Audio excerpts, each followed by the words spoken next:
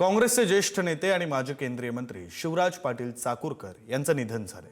वयाच्या 90व्या वर्षी लातूरमध्ये राहत्या घरी त्यांनी अखेरचा श्वास घेतला।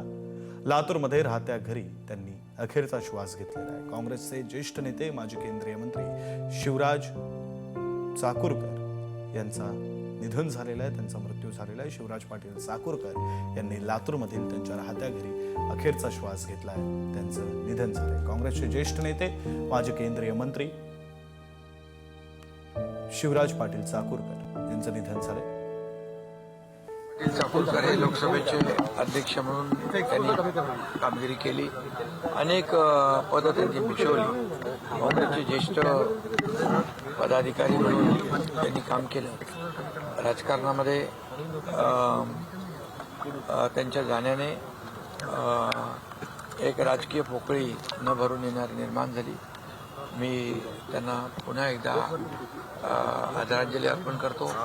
हे दुःख बचवण्याची ताकद त्यांच्या कुटुंबियांना ईश्वराने द्यावी अशी प्रार्थना करतो।